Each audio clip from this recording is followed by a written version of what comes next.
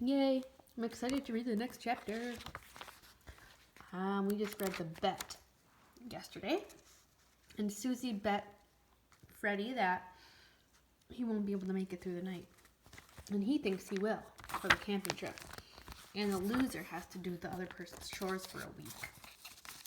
All right, so I think Kaylin made a prediction that Susie's gonna win, so she thinks that Freddy's not gonna make it through the night.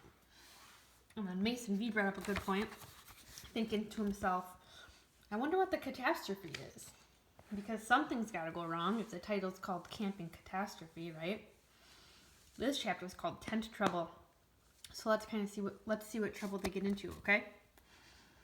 I found my shark head flashlight right where Susie said it might be. Well, that's good. Then I waited and I waited and waited. The morning dragged on. What is he waiting for? Do you remember? He's waiting to leave to go camping. Robbie arrived at exactly 9 o'clock. Thank goodness, because I couldn't wait a minute longer.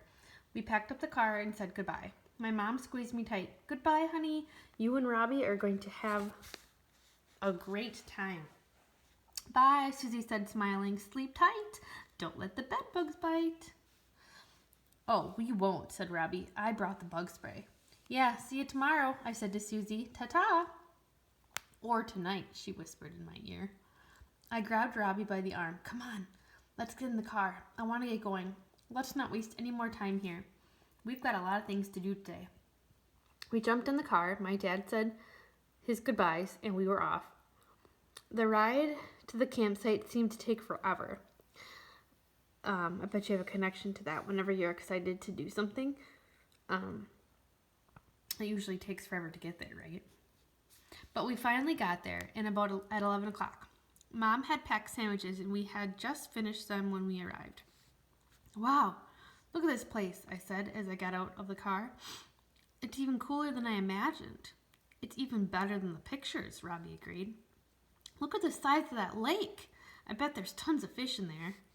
That reminds me of the lake creature in our other book. What should we do first? I said, jumping up and down. Do you want to go swimming or fishing? Wait, just a minute there, guys, my dad interrupted. We need to do a little work before we play. Aww. First things first, we have to set up the tent while it's still daylight. A good camper never waits till nighttime to set up the tent. Let me get it out of the car. Wait until you see the tent, I said to Robbie. It's brand new. We got it just for this trip. Really?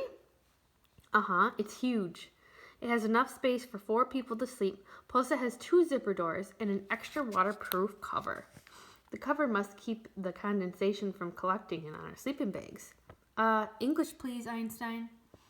The cover stops the morning dew from soaking your sleeping bag. Who's Einstein here? Robbie, right? Freddy's like, gosh, he's talking in such smart terms.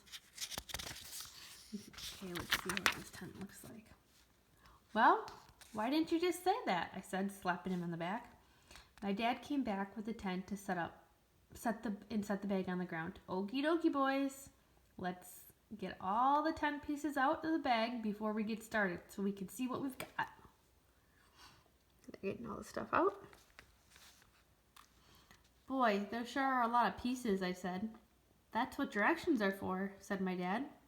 You always have to do the directions first before you put anything together. My dad tells me the same thing, Robbie whispered to me. Freddy, could you please hand me the directions? Sure thing, Dad. I looked in the pile of tent pieces, but I didn't see any directions. Uh-oh. What do the directions look like, Dad?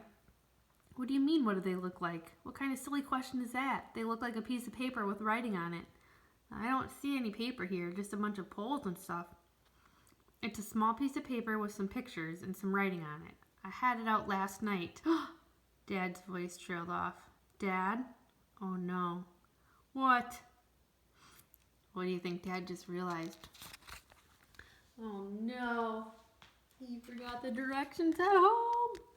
I took the directions out last night to look at them, and I think I forgot to put them back in the bag. Are you kidding me, Dad? I wish I were. That's okay, Mr. Thresher, said Robbie. I bet the 3 of us can figure it out, how this goes together. Yeah, Dad, how hard can it be? I like your attitude, boys.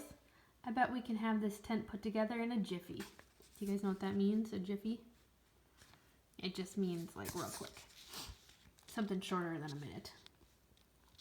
And an hour later, we were still standing in a mess of 10 pieces on the ground. I give up. This is harder than it looks. I let out a big sigh and I popped myself down on the ground. Yeah, I would not want to put a tent together by myself without directions. You're not kidding, Dad agreed. We've already wasted a lot of time trying to put this dumb tent together. We're going to get... You're not kidding. We're not going to get to do any fishing or swimming. But if we don't put it together, then where are we going to sleep tonight, my dad asked.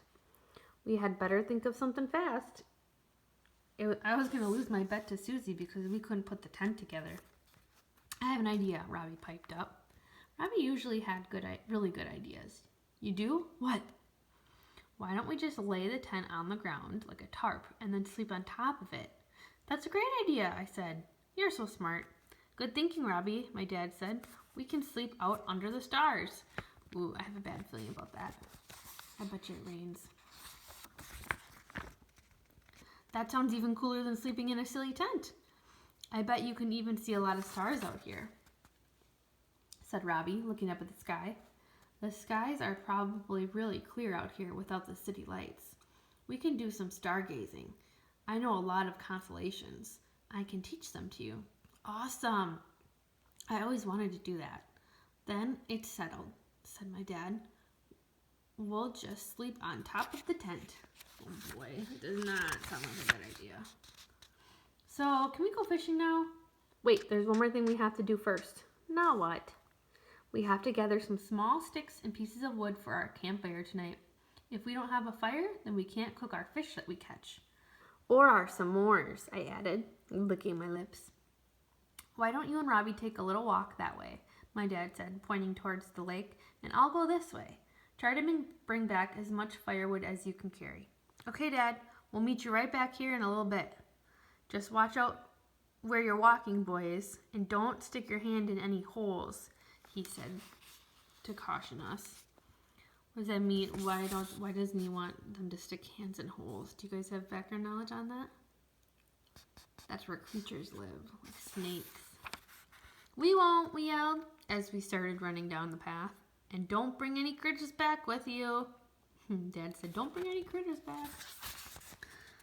Buzz Buzz is the next chapter. Ooh, that makes me think of what? What do you guys think of? I think of bugs or bees. Ooh, that doesn't sound good. Oh my gosh, I just feel like they're setting themselves up for some disasters. Maybe some catastrophes. Oh, look at the cover. Buzz Buzz. Looks like they're getting attacked by some bugs. Oh boy.